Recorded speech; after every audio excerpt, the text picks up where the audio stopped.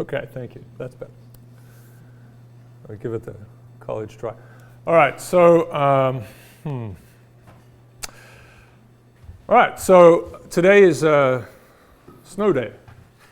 Not for you guys. My children get to stay home, courtesy of a delightful 6 a.m. robocall, which woke everyone up, destroying some people's happiness and completely enabling the happiness of others who are about this big.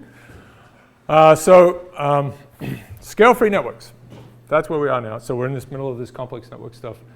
And I actually have a vision of where we're going, which you'll be pleased to know. Here it is. So roughly speaking, let's get that to move across. Yeah. So roughly we're here. So we're into scale-free networks. A whole section on contagion and spreading. Lots of good stuff there. Hopefully that should take 3 to 4 lectures. And then this will be kind of a mystery thriller about scaling. There'll be some theories that go bad. Bad things happen to them. And we have to find out which theory is the victim. So let's see. So, and voting and success. So this will actually connect to the point you were making about rankings and so on. So happiness may not enter this course. We'll see. We'll see how we go. Literally and figuratively. All right, let's see. We are up to scale-free networks. So we started on this a little bit, but let's start again. I've messed around with this, of course, as I like to do, and changed things a little bit. So we've had this intro, but let's see. It's been almost 3 weeks, which is crazy. All right, so we have this. We know all about these power law size distributions. So it turns out that networks, many real-world networks have this feature for their degree distributions, these decaying power law size distributions, where size here is degree, right, the number of connections. So very complicated as soon as you get to weighting as well. You have to think about that as well. But of course, that's not what we do to start with. So it's the degree distribution. So it's what we will usually write as P sub k. Decaying is k to the minus gamma for some large k. And so I've updated some of these things. So this goes back to 1999, emergence of scaling in random networks, and I know that this work really started maybe 95. Barabazi put some work in for review around that time. No one was interested. And this was a small project for Reka Albert, who'd finished her PhD stuff, and I believe her partner was still finishing. So she had, as I understand it, about a year to work, or maybe 6 months left before she moved on to her next job. And so we said, all right, this networks thing is interesting. So how about figuring out the structure, the dynamics, and we'll just lay it out, right? So we're still very much possibly in the first part of that program. Didn't get done 6 months, but they came up with this great paper. So you can see it's been cited quite heavily. So the name is a little funny to some people. Scale-free you think of fractals and so on. We know all about these distributions now, but it's not because they're fractal. And we're usually talking about networks that are somewhat abstract in nature, or not abstract, but the burden on a node as a function of its number of connections is not too crazy, right? So if we talk about our best friends, right, the number of best friends we can have, as my youngest daughter can have many best friends, there is a limit to how many best friends you can have, right? So, or close friends based on some kind of requirement. You talk a certain amount every day and so on. So it's harder for people to have that many. But we certainly have websites being pointed to by bazillions of other websites. Of course, with informational networks, there's all sorts of possibilities there. So the web being a great example. And it's still true that there's some arguing about whether networks, a given network is really scale-free or not. And we've seen this with the Simon Mandelbrot story. We're going to reprise that somewhat, sort of a history repeats itself. Kind of I want a Groundhog Day, but it's not really Groundhog Day. That would be just great. With a little song. Okay, so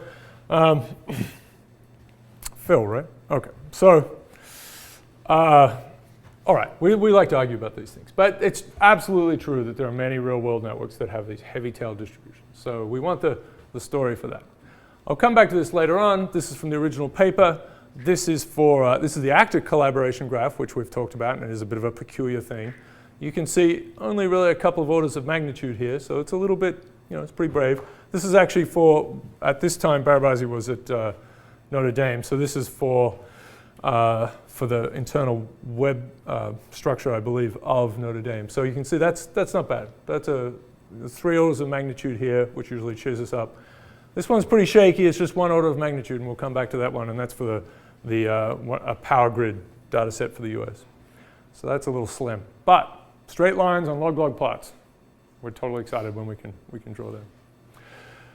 So these have different slopes, and we'll come to that as well. But let's go through a story for it. So these are just, as we've talked about, we have ways of making random networks that have everything else about them being random except for, say, the degree distribution. It's hard to actually say I want this kind of clustering and this kind of degree distribution and maybe a few other pieces and then make everything else random. That tends to be very, very difficult. But for some constructions, we're pretty good.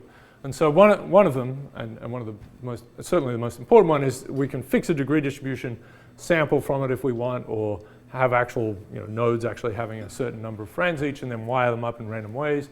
And these are just a few examples where we've in fact got the same exponent, right? So they're drawn from the same distribution.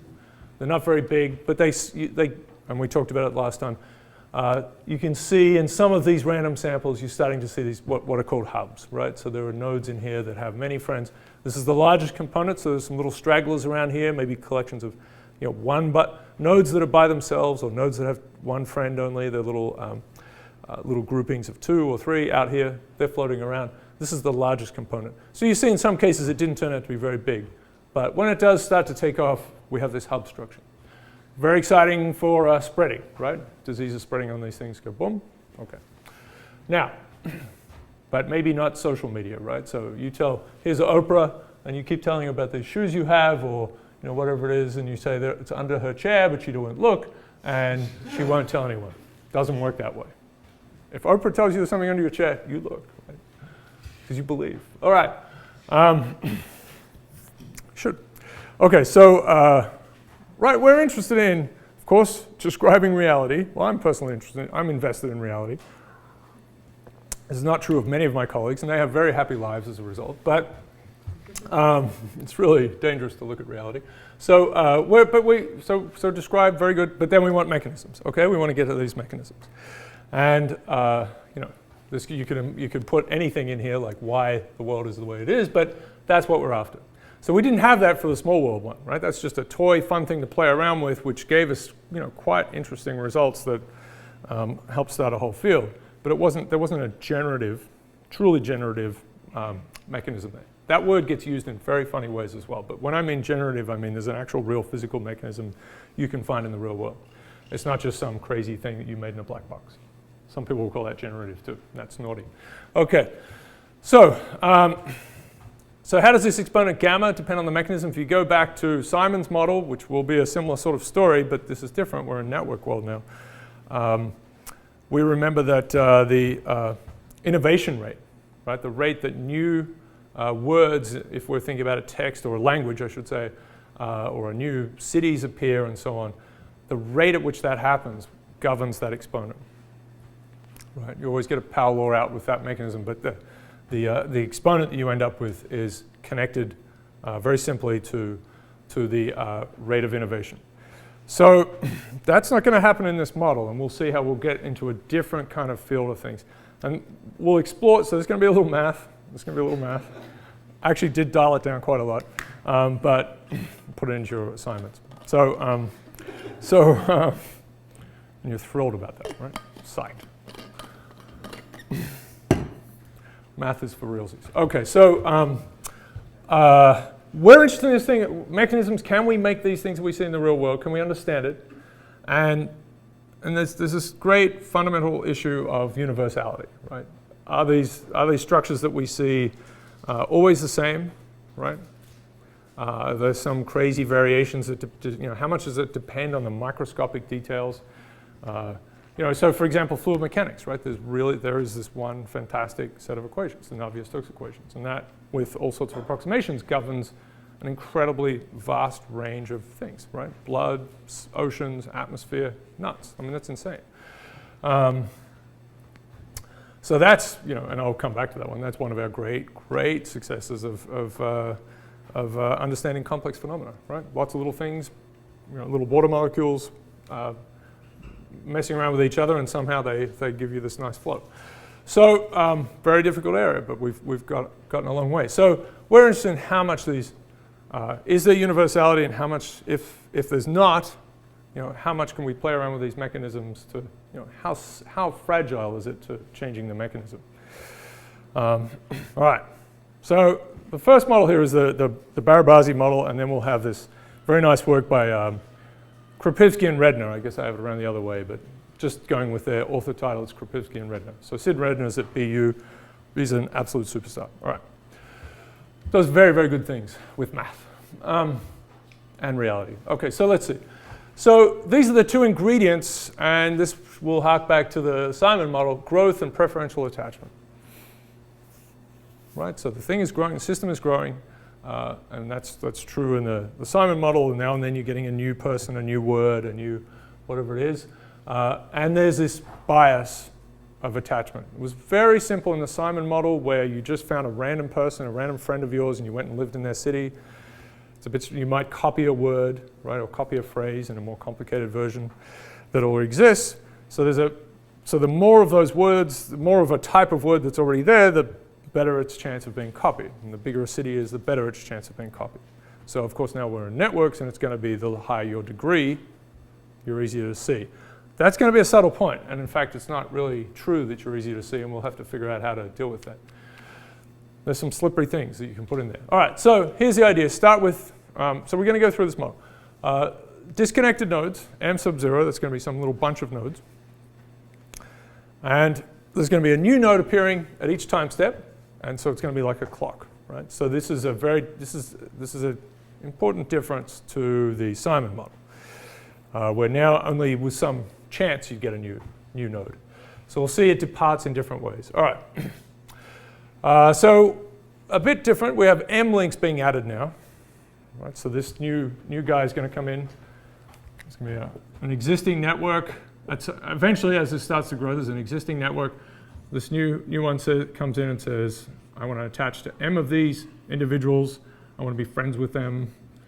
And in this model, they say that's okay, right? It's not a rude model. So this one is going to join. It's going to add M edges. And so this should be very, again, reminiscent of Simon's model. And I should say, and this is just the way it worked, right? Simon's model was not known about when this work was carried out, right? It was known by people, but it was not. This was done independently, and also de Solar Price's work. So it had to be reinvented a couple of times before it really took hold. Now this is a universal story. We all know about it, and we get to wake up the next morning and have a new day. Okay. Sometimes you have to do that in science. And then it's complicated as to whose name gets attached to things. All right. So it's going to be proportional, right, to the degree. So it's a rich gets richer scheme, and yes, we've seen it all before in some other way. This is such a big deal. Right? Networks are everywhere. These kinds of networks are everywhere. I'm going to tell you about it. All right. So some words. So we're going to have this attachment kernel for a node. So this is a bit different to a straight up probability. So we want to think about that. So it's going to be an attachment kernel, and we'll have to normalize this. But it'll allow us to do some interesting things if we think of this, think of it as a weight, right? So it's a weight, and then we have to turn it into a probability. So the original model is just this. If a node has degree k, then its attachment kernel's weight is k. And then we write down an attachment probability. From the original model, it was this. Probably you attach to node I is equal to its degree divided by the sum of all the degrees. Right? So this is size of a city divided by the total population. Okay? If we go back to Simon's model, but we're very much in network mode here. All right. So we can do various things. So the number of nodes at time t, well, there are m sub 0 that we start off with. We add 1 regularly. This is a bit different again to Simon's model, plus t for the number of nodes at time t. And we can do something nice here where we say, all right, so instead of adding up all of these degrees, well, we know the number of nodes that have a degree k, could probably clean that up. And so we just need to multiply that number by k, right, the total degree, and we can count it in a different way. And instead of going up to the number now, we're going up to the maximum degree at time t. All right. These are the words I just said. Fair enough. So these are the ways to go between these two. You can't go back. This is a nice thing to start with, right? This is a little messier. So fair enough. So we're kind of expanding what we're doing or the way we're framing it. This will be very important when we examine how Krapivsky and Redner carried this out. So just introducing it there. All right, so let's get into this evaluation. So when we add, dear, it's a chipmunk. So we're going to add a node. It's going to be the n+1th node. Then we have the probability that this, so there's an existing node I, and it has some degree k, right? So it's k sub I at the nth time step. The chance that it increases by 1, or increases by some fraction, increases by 1, so if this is a +1, this is the probability, and there's really a kind of a 1 here. So this is the number of edges that this new node is attaching, and this is the probability that it attaches to this guy. Right, so you have m chances to attach it, and we're imagining the system is getting big enough so that if it gets one of them, right, this is going to be a small quantity, if it either really gets 0 or it has m chances of getting it. Okay, the m is there. Yeah, good. The m is there, right. Yeah, so this is the probability, and this is the number of expected things. So it's going to be a small number, less than 1. So as we said, it's going to be a small thing. So we're going to take away this expectation and imagine that over enough time, this is happening across all of these nodes, and they're all getting a little bit. Of course, they all go up by +1s, right? There's no loss here. They can either stay at the same level or they get a +1. This is at the level of individual nodes in the system. So this is a bit of a different thing. This is actually going to be quite a detailed model because we're going to examine what happens to individual nodes rather than classes. Then we do the usual kind of shifty business where we say, all right, this is this differential, we're going to replace it with a derivative. Okay? If you like, there's a 1 on the bottom. There's a n+1 minus n on the bottom. So this is a sneaky thing to do. It's very rough and ready, but it will give us quite a good approximation of the evolution of the system. So on the left now, we have the derivative of the degree of the ith node. It's going to be equal to the number of edges that all of these nodes add when they come in, multiplied by this probability. So that's a bit of a funny thing. We need to figure out this guy on the bottom, which we've already talked about. And then maybe we can solve this. Yeah, we should be able to. All right, that's fine. Okay, a little slippery. All right, so you remember with Simon we had difference equations. Krapivsky and Redner will use a master equation. They'll actually get out difference equation things as well. But this is another sneaky way to do things. All right, so the denominator is this sum of all the degrees at time t, so we started with zero degrees nodes. There were m0 nodes starting together by themselves, and they weren't connected at all. I mean, to be honest, you have to do something. You have to tweak a little bit. But this is rough enough.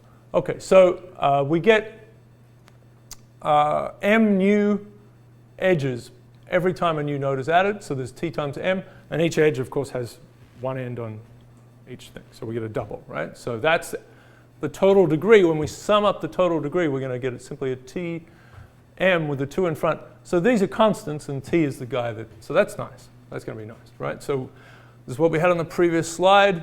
The way that the ith node's degree changes is proportional to this blob. This thing on the bottom we can replace by just 2mt. These m's cancel, which is sort of a nice little magical moment there in algebra. And we end up with 1/2t ki sub t. OK.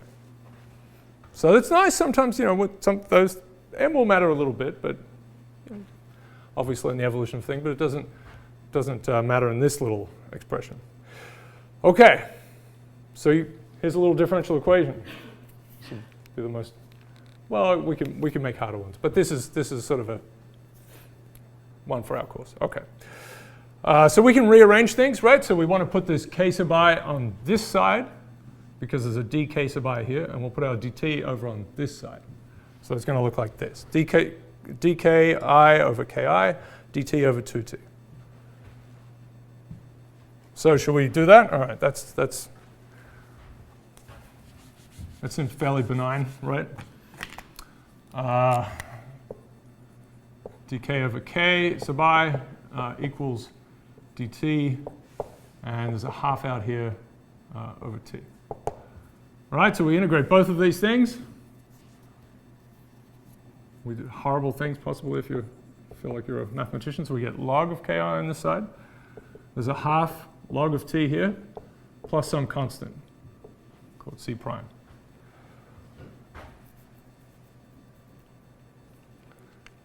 Now, depending on how you want to do it, this is actually not a bad thing to do. You can say, well, let's call this guy log n of c. That's still,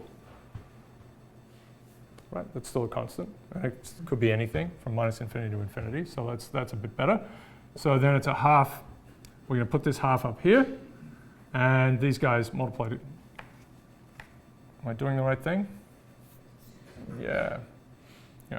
So we get c t to the half. Right? Good. So I'm lying. So log of blob equals log of blob. So blob equals blob. So that's good. All right. So that's interesting. So the degree. So this is a detail we didn't see in the Simon model, but it has to be sort of floating around in there. So a node appears. It's the ith node, which is really its time that it's brought in. Removing the first guys, of course. And then it's growing as there's a t to the half piece in there. So it's growing slowly. But all of them have a chance that all of them take off. Now this constant is going to be a c sub I, actually, right? So there's going to be really it's going to depend on this ith node itself. It's not a universal constant. That's remarkably what I wrote down here. Okay, good. All right, so we have this. All of these guys are growing as a power of a half. So everyone who joins this team is getting more friends slowly, but there's a bit of a Ponzi scheme, okay? A little bit of a Ponzi scheme. And you could figure out, it's going to be kind of a bad one, actually. So, but everyone feels, they're getting some friends. Yeah. Maybe it is a Ponzi. Okay, that's interesting. Wow. Wow. It's all connected to the cabal. Okay, so we know this about the ith node. So there's some nice stuff we can do here, right? We can do this in a horrible way, which is the way algebra works, right? Once you've actually done all the horrible way, then you figure out a nice way to do it, and you pretend that's what you did. Yeah. Like you bash through the mountain, and then you realize actually there's kind of a path. Okay, so that people have been walking on for thousands of years. Let's see. So the time that the ith guy starts, well, I mean, there's a little bit of subtlety in here, but if it's one of the first group, there are m sub 0 to start with, then it starts at time 0. If it's one of the guys that comes after that, then you can say it's I minus m sub 0. All right, so we're relating the starting point of this ith node when it comes into, when it comes into existence, and to its number, right? So these guys are all indexed. Really a Ponzi scheme. Okay, so it really is. Okay, so let's see. So I don't think these guys down the end will realize this, but this is, so we can exclude the initial nodes. We're not going to worry about those ones too much. So our constant gets replaced like this. So how do we do that? So we have this, we're here, and now we know that at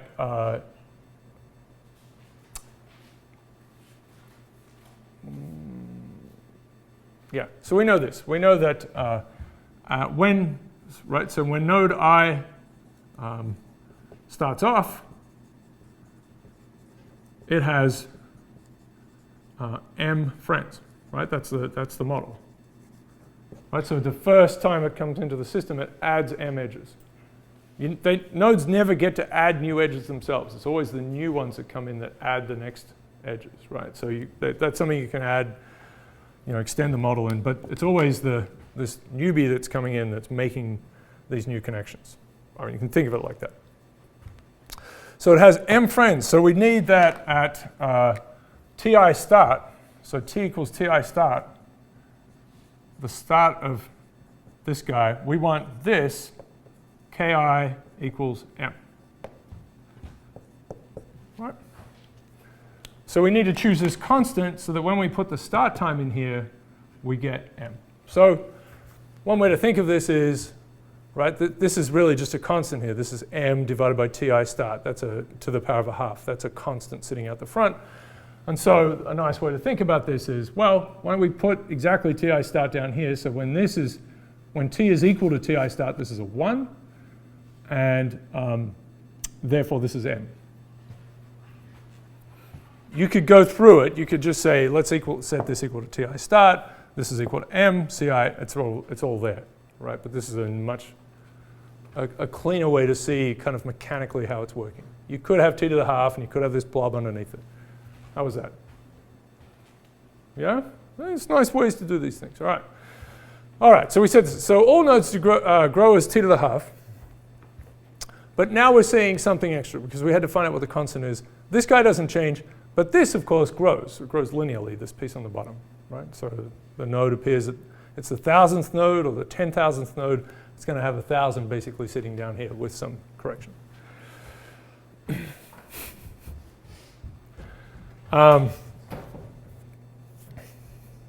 So later nodes, so the nodes that come later on, they have a flattened out curve. They all have a t to the half, but they have a flattened out curve. So you could call this first mover advantage, right?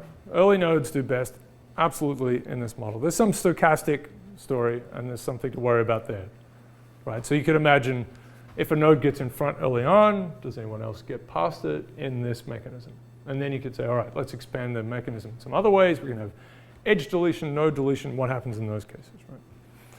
And we know with history of social things and corporations and so on, there's definitely firms that are in front, for example, or empires that are in front and so on, and then it doesn't work out. So there's some extra mechanisms that are missing, right? But this one is, you're in front at the start, then you'll keep winning.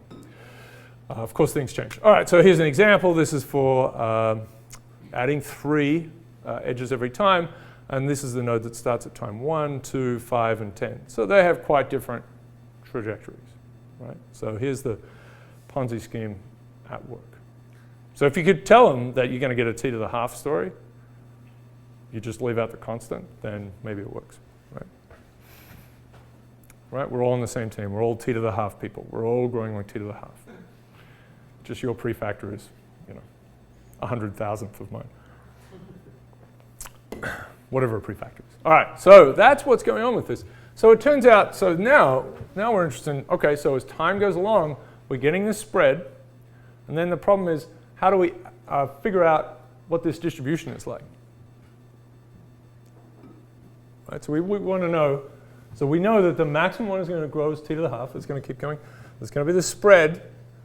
There's a nice winner out there. But is it uniform from there to there? I mean, we know what the story is, but you might wonder, is it exponential decay going out that way? It's not really entirely obvious. So we have to mess around with this to figure out what the degree distribution is at time t. So does that make sense? Right? So these are actually discrete. There's 1, 2, 3, 4, 5, right? There's all these guys, right? So out here at 50, there'll be 50 of them. You bin them. You take their degrees and bin them. At 5 million, you take their degrees and bin them and see what it looks like. And we know if it's a power law and we do our nice binning in just real space, we get this. Everyone always lies about this. I don't know if any of you went to a talk on Friday. No, it's very hard not to say, here's my power law decay. Everyone does this. You've got to do that. But because you need to point to things and so on, but it's absolutely not how it looks. All right, that's why we're in log-log space. All right, so what's the degree distribution at time t? I know, it's exciting. Well, that's good. It's a nice little model. We'll see different ways to do it. Okay. So here's a sneaky thing to do, and this is how the paper worked itself, although this has changed a little bit, but it's basically the idea. So we know all about the time they start. We know how the degrees are evolving, and we want to get to probability of k sub I, right? So we want this probability of k. So we know something about these nodes. We know the probability of, this is a bit of a funny thing to do, but ti start. All right, we could get rid of that I. We know the probability of this. This is a weird thing. If we randomly, because now we want to randomly sample. So we have 10 million nodes, and we want to randomly sample from them, right? So what's their start time? So if we're not looking at the degree at the moment, look at their start time. You're randomly sampling from these 10 million nodes. Well, it's uniform. It's uniform on from here to whatever you are now. So it's t is where we are now. It's a uniform distribution, 1 over t. So this is the probability that the node that you pick out has this start time, right? Randomly selected node.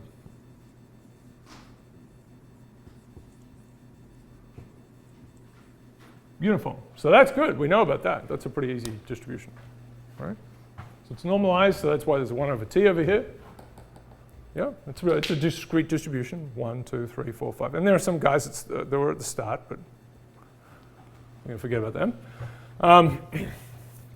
And we also have this relationship, which we just built up. We have a connection between the degree, the current time. So the interesting thing as to whether the current time will affect things, right? Does this thing stabilize?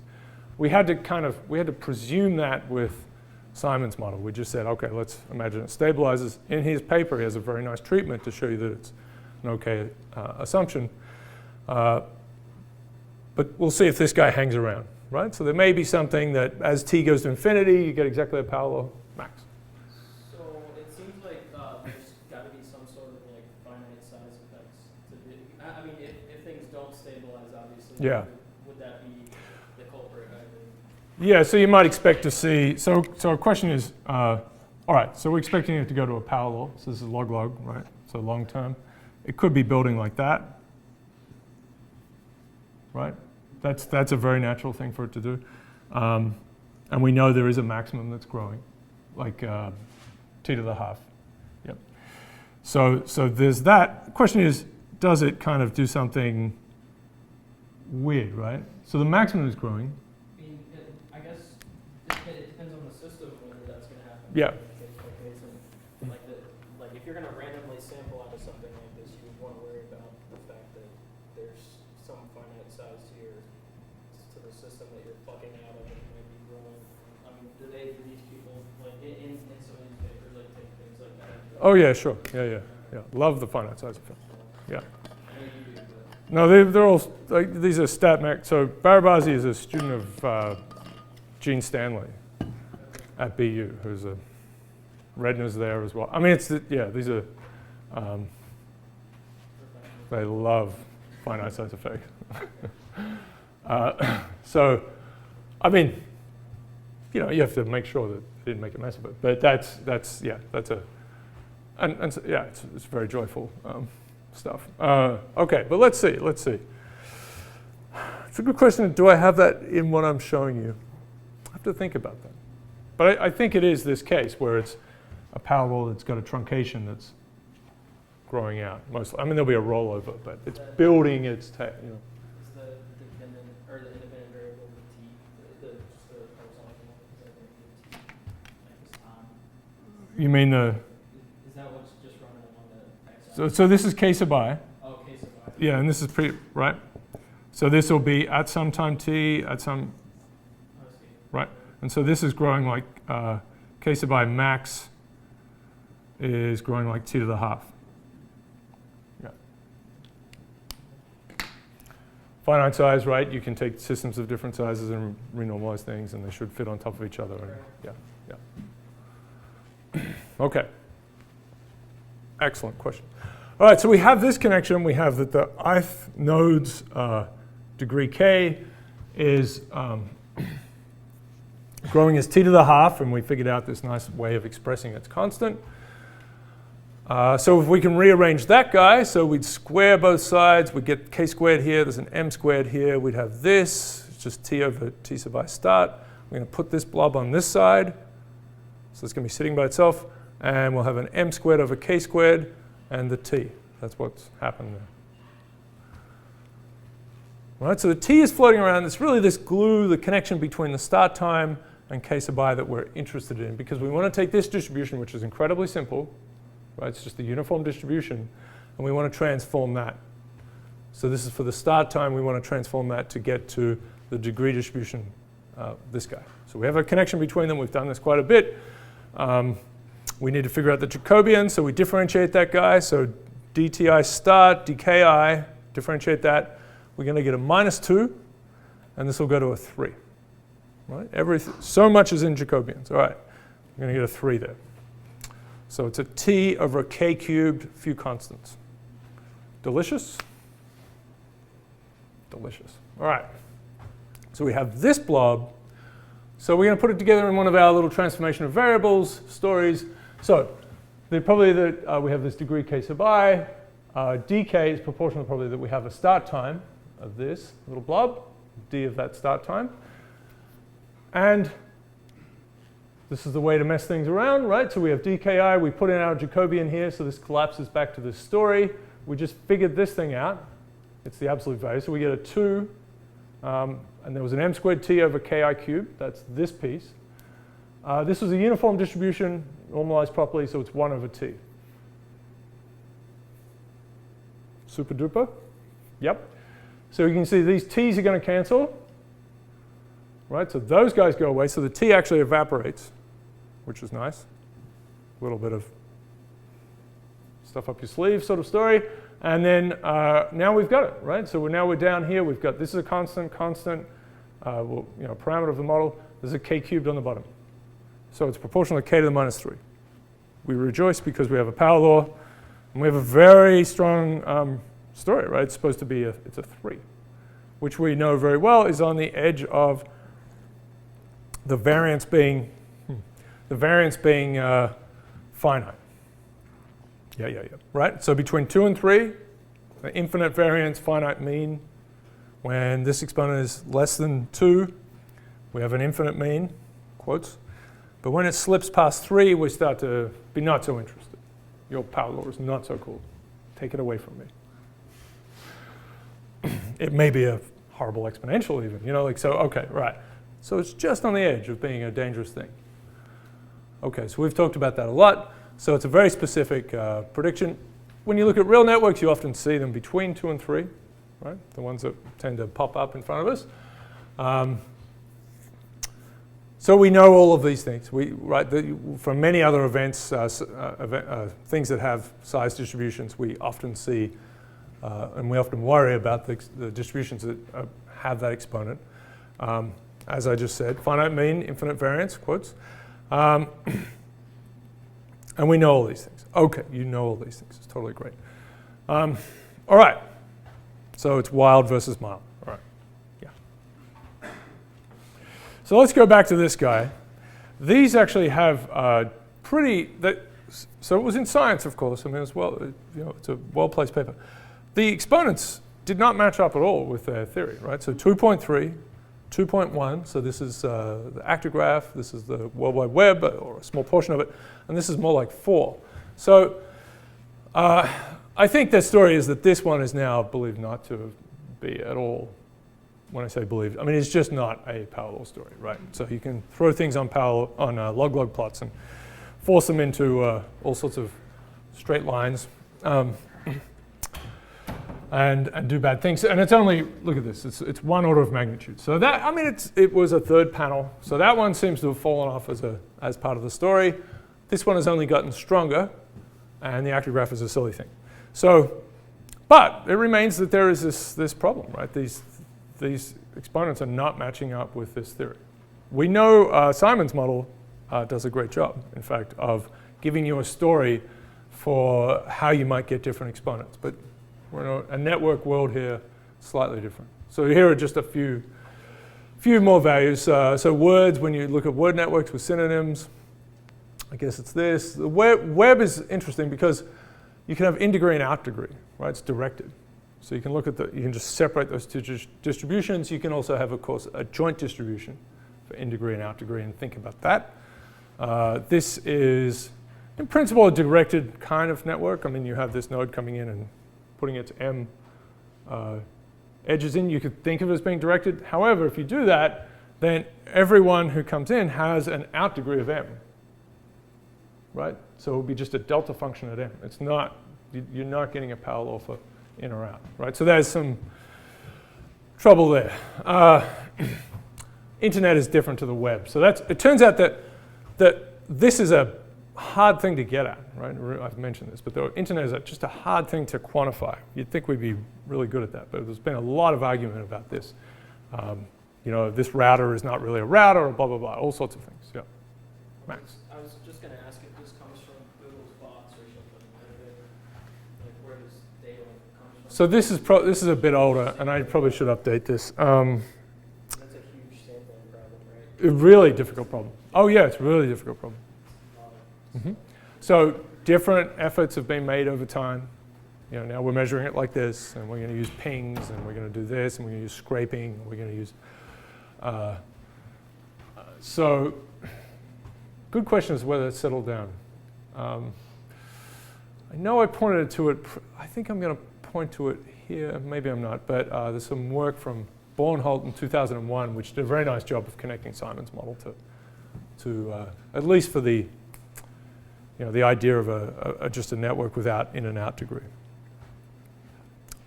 In that they had the rate of new pages being added, right? So they actually had the birth rate. So you have the what we called rho, right? The rate of introduction of new things. So then we can connect it to the exponent, and it turns out it worked very nicely. So there are no error bars. I mean, if they know all, are there error bars? Oh yeah, yeah. Does all of that fall within one? Like, could you? One universality class? Is that what you mean? Because it's all kind of close, it's like 2 points something. All right, so later on we'll be arguing about a 12th, and that will matter a lot. It does from a theoretical point of view. Potentially, they can be sort of worlds apart in terms of mechanism, which is pretty disturbing, yeah. And so there are all these other mechanisms that are really going on, right? So there's, of course, edge deletion, nodes are disappearing, pets.com or whatever it is. We add, you have rewiring, things are being reconfigured. This is happening in all sorts of networks, all the time, right? For various reasons, robustness, you're improving it, upgrading it, making mistakes. Of course, we need to look at directed networks. And so this is this thing we've been playing with. Are there, from a model perspective and from an empirical perspective, are we able to distinguish these classes and match theory to data in a reasonable way and convince ourselves, yes or no, with respect to universality? I mean, these big real networks, right? We have the Simon model, which suggests you could have all sorts of outcomes depending on the growth of the thing, but maybe it's true for networks that we have. Really, there's one thing that the universe keeps producing. So how do we change gamma as we mess around with? So there are some very plausible things where you change these guys, and it doesn't necessarily change gamma, right? So there is some robustness. I will tell you that you can add some other aspects to it you think that might shift things around, and it stays at say -3. Do you always have to have preferential attachment and growth? It seems to be that's I think so, and it's pretty much observed universally in some way. All right, so model details will matter, perhaps, is what I'm trying to say here. So we'll explore that in the remainder of this lecture and then the start of the next one, before moving on to fantastic contagion stuff. All right. Okay, so here's one problem with the whole mechanism. It's pretty simple, right? You just randomly attach, but you preferentially go for nodes according to their degree. Why isn't it according to their degree to the power of a half. I mean, what about that? Or degree to the square. You can do that, okay? So there's one thing. It could be any function of degree. And it could be, so that's one part. And then the second piece there to think about, or an adjacent piece, is that it's actually quite hard to imagine how you do this, right? So there's a huge network, and they have all these degrees, and you're a new node, and you somehow have to know all of their degrees, add them all up, and then divide all their degrees by that, and then roll some very, very large die that you've kept from Dungeons and Dragons when you were little. Roll it. It's basically a ball, and then you find and then you find the thing on top, and you go and join that group. So that's pretty hard. First, you have to be a horrible geek, and then, so maybe it's only good for geeks. So that's extremely hard. It sounds really simple. It sounds very easy, like it's random, right? You're just bumping into things. It's random.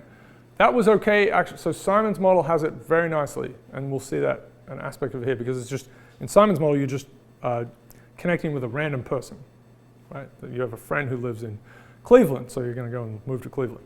No, you're not. But so say that's it. I mean, say you're moving to another country and you know someone who lives in some place, and you do, right? So you can see how that works. It's not because of that city they live in, it's because of the person. So that's the story for that one. What this is requiring is that you know everything about the cities, and you're doing it by that. Okay. And if that was true, you'd never get to the little guys, right? So let's think about some. So this is a story. You need somehow you need complete knowledge, or you need a really good sort of reflection of that complete knowledge, like a pretty good proxy for it. So you need to know this concept of proportionality. That's a lot. That's a big burden, right? I've said all these things. I've said these words. So it's a big assumption of node capability. It's pretty strong, outrageous. So we can actually add a very simple mechanism which gets us back to randomness that kind of helps with this I know someone who lives in Cleveland story.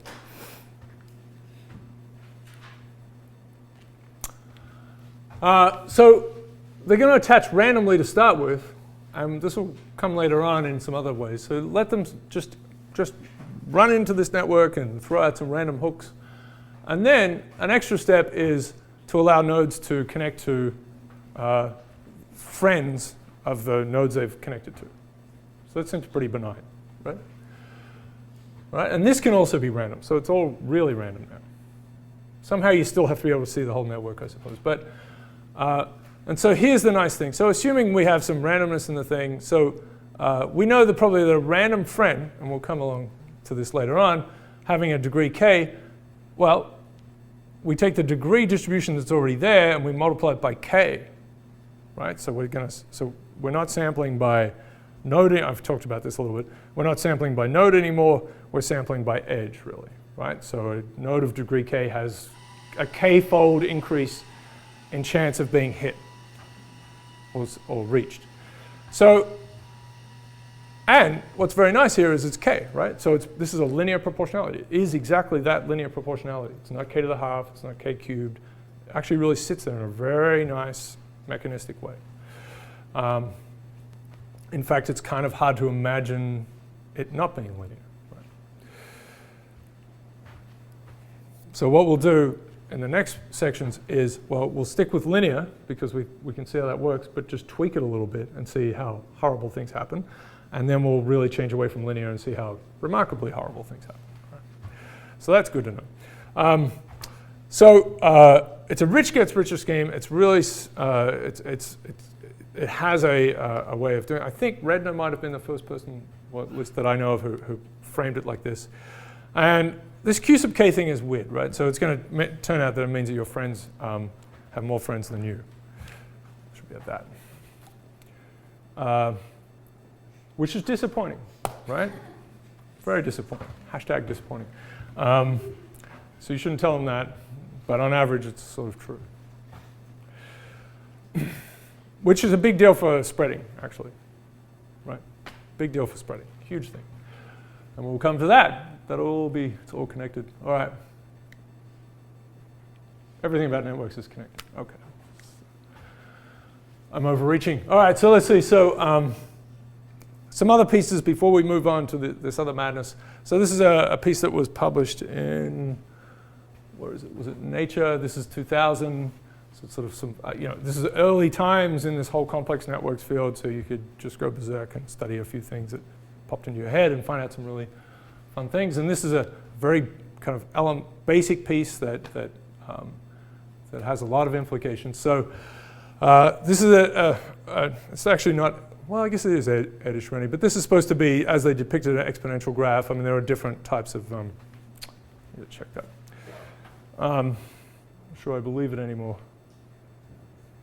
The comparison was pure random networks, as we've talked about, so-called Edish-Rennie, and versus these scale-free ones. And so here's a depiction. You see the hubs of the scale-free one. This is a much more cohesive-looking thing, right? Everyone has some number of friends. There are a few that have one, a few that have more, but there are no hubs in here. So you can imagine different things are going to happen when you put dynamical processes on top of these, and it's absolutely true for contagion. This one can make contagion spread faster or much slower, right? It depends on the process. So you've got to know what you're dealing with there. And so this was about the robustness of these guys. So this is we've talked about robustness with the HOT model, and this is just another story here. There's also, and maybe this is going to be looked at, right? There's HOT models on networks. So there's that too. But this is, again, pointing to some earlier stuff. So, all right, so we can think about what happens if we start deleting nodes. Does this thing fall apart, right? And what about this thing? Clearly, if you've got to this one, and this one, and this one, they get taken out if it's a snowstorm or whatever, then that's problematic. And of course, the airline industry is built on a hub structure. So here's a depiction of, so if we look at the top one, this is just models for a start. And this curve through here, it takes a little while to think about this, but this curve through here represents everything about Edish-Rennie networks for these two stories. What we have here is the diameter of the network. So this is a case where diameter of the network, so that's the longest, shortest path, one of the distance metrics we talked about. So there are other measures you might use, and this is a bit of a funny one to use, but the point is that the diameter increases as these networks get attacked in these various ways. So let's look at what we have. So blue is random failure, right? And red is attack. So by attack, that means take out the most connected nodes in order, right? Work your way through them. So it turns out for Edish-Rennie, it doesn't matter, right? It doesn't matter if you're using failure or attack. The thing falls apart in the same way, or its diameter grows in the same way. And this is the fraction of links removed. For scale-free, for these scale-free networks, if you're randomly failing nodes, then the thing hangs together, all right? And you can see the story there, right? So if these guys are failing, the diameter is not going to change too much, right? And because it's this heavy tail distribution, you're getting more of these. Your chance of getting these little guys is much larger, right? It's very hard to randomly choose these hubs.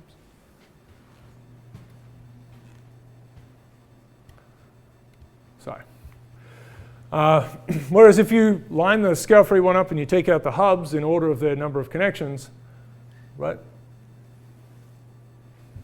then the thing falls apart more rapidly. So this is this robust yet fragile thing, right? These guys, the scale-free ones are robust to these if you have an environment which is just random.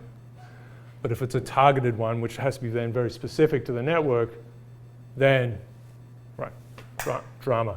So this is just taking two networks. It's some version of the internet at that time. This is 2000. Some model essentially, or estimate of what the network of the internet was at that time, and one for the web. This must be the Notre Dame data again.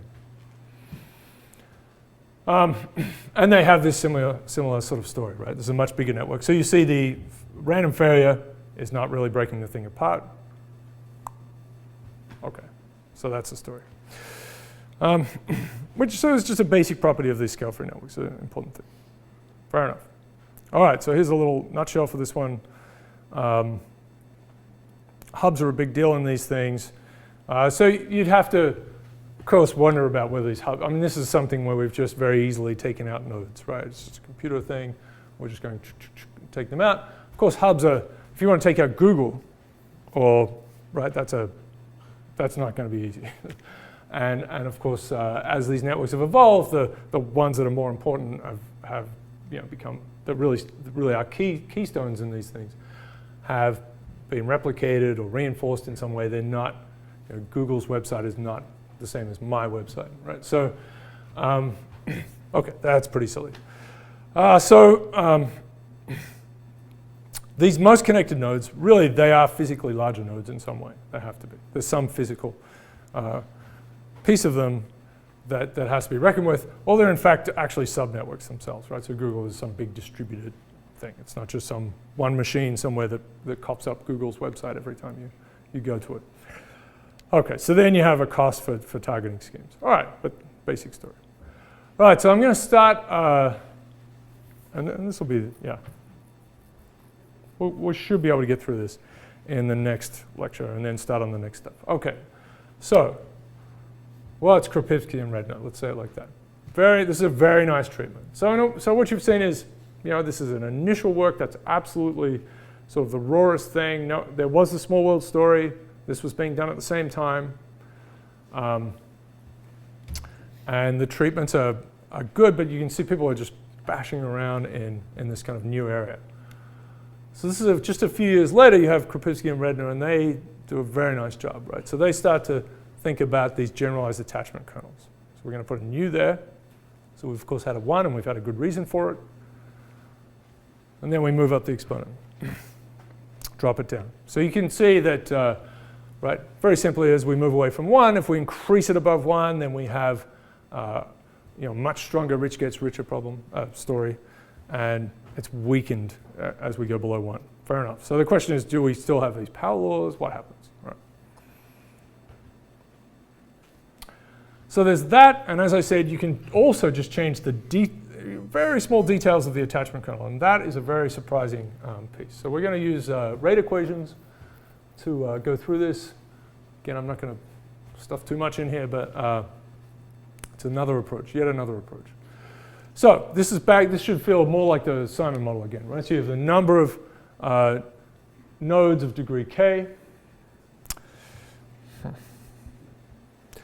And the way this class is changing with time is that there's a chance, if it's a degree 1 node, so this is a little Kronecker delta, then you get a +1, right, sitting there. And that counts for the fact that a new node is being attached every time step. Right, so I have some words here that I'll go through. So a new node is coming in and it's linking to one of these guys that exists. With probability, right, this is a normalization constant. We'll have, this is the probability of attachment to a node of degree k minus 1. Then that gets, so we've seen this sort of thing before. If that guy gets a new friend, if there's one of these guys in here that gets a new friend, then that adds to this class. On the other hand, if one of the guys has a degree k gets a new friend, then we lose them. They move up to a k plus 1. So we have this little rate equation. So this is true for all k. And as I said, this little guy hanging on the end is to measure this new node that has one edge that attaches as it comes in. Yeah. So all these words are here, right? There's a correct normalization. We'll figure that out. And you just seed within an initial network. Could be very simple, just a connected pair.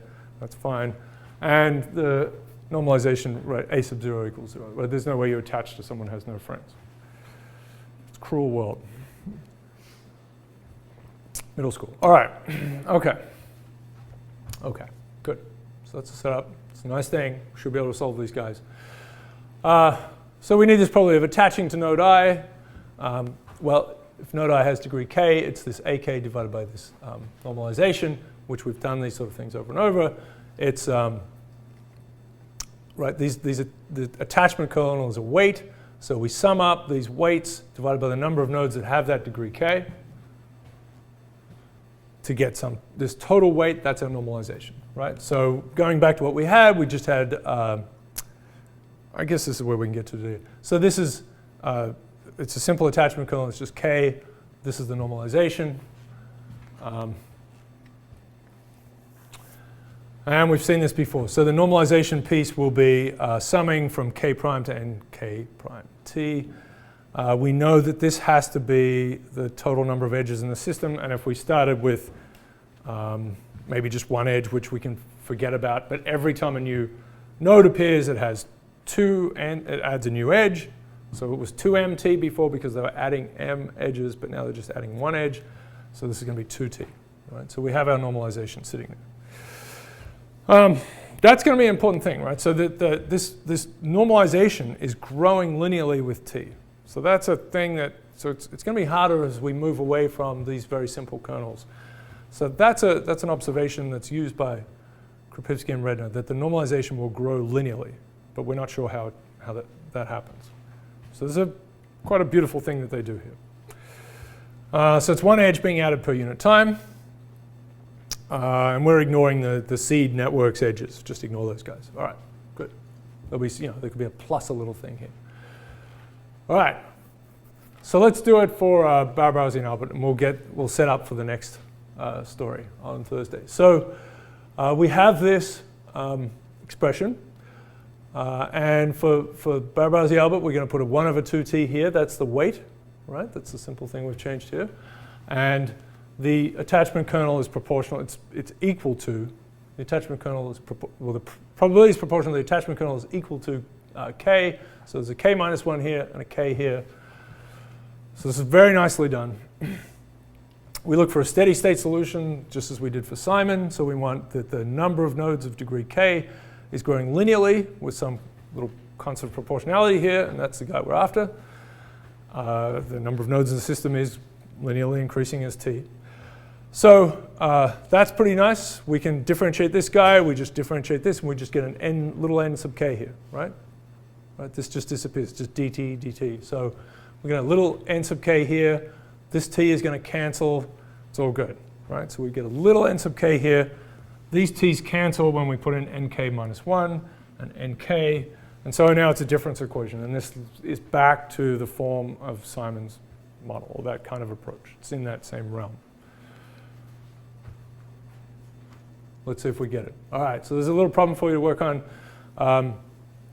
You find out that you get k to the minus 3 as well. So it's proportional in the same way. And the piece we'll start to we'll figure out on Thursday is what happens if we start messing around with this attachment kernel. We want to see if this thing is universal, this 3, with respect to this kind of model. So they have this natural modification of raising the power, changing that power. But here's this weird thing. So we're going to just mess around with the attachment kernel. We're going to keep it linear, so it still grows as linearly, but we'll have a few little changes in little bumps in it, which seems pretty simple. But basically, the idea is, so the attachment kernel is like this. This is Barbarossa and Albert. And what we'll do is, instead of that, we'll say, let's keep it equal to k. Right, and this is of course discrete. We'll keep it equal to k, and we'll just make the 1 at 1 equal to alpha, and we'll be able to tune this thing up and down. That's it. So we'll just make the attraction towards nodes that have one friend vary. That's it. So it looks like k. So its desire to attach to these well-connected nodes is just growing linearly, but there's this extra weirdness here with this guy. Right? So the probability, so you normalize this and you get some probability, which will have kind of a little bump here, but then just grow linearly with k. And then the question is, and so it's analytically tractable. It's something we can deal with. You'd think that shouldn't change much at all. It certainly shouldn't change the resulting power law. I mean, that seems weird that it should, right? Because the power law is all about the big guys. So this is this will hopefully, expose you to some more of the horribleness of what happened. And we've done this a bit with the size distributions. Changing models a little bit tweaks things, and you really need to know what the mechanism is. But we're going to do it again. in a different venue. So we're essentially relaxing this exact proportional or exact equality, which then gets turned into a proportionality, to something that in general behaves as k goes to infinity. So that's where we'll go on Thursday. I know, this is a little bit of a technical section, but it gets into this real story of universality and kind of the robustness of theories and mechanisms, and of course we're trying to explain these things that appear everywhere. So, okay, so scale-free networks, more of that on Thursday. Otherwise we're good. Okay, right, thank you.